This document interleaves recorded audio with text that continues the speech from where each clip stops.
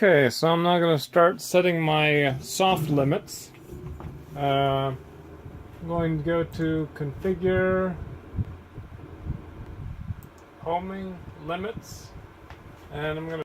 Okay, well I've already done the next step on the homing switches, which of course is to set the soft maximum and the soft minimum. The soft minimum on the X and the Y I set on 0. It's actually backwards for Z, and that is 0. For the soft maximum on the X, I just took the distance.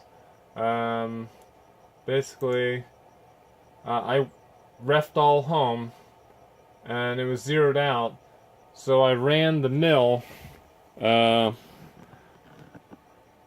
all the way as far as it would be safe to run it, before it stopped it, hit the end, and then added a little to it. On my particular mill, I set it at let's see, homing and limits.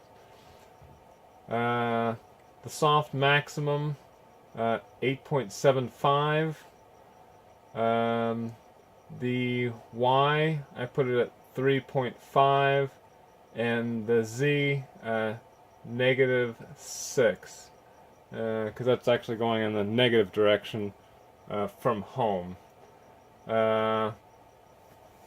So I will home this out, and you can see how these settings work on it. I will ref all home.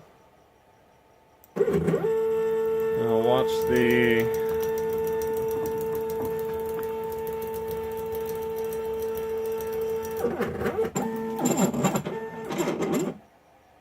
it was actually already close there, so it didn't really move much there. It was already nearly home. Okay, so now one thing you want to keep in mind is if you try to do this like I was, and the soft limits doesn't work, make sure you actually have soft limits enabled. So click soft limits, make sure you have a green line around it like this, but make sure soft limits is actually active. So, and now we can see I left it at 1 inch, which is what the soft limit was, the default. So now if I move the tool, move it this way, you can see it'll slow down right there, and it doesn't slam. Same thing with the other way.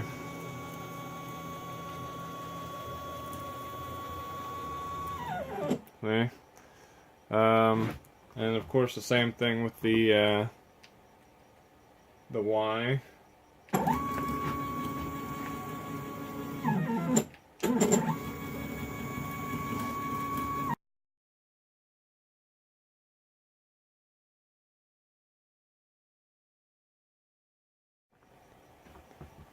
And of course for the Z.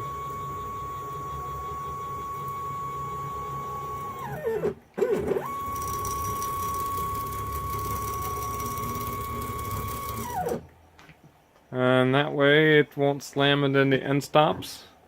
Of course, do remember to turn the feature on if you want to use it right there. So, all right.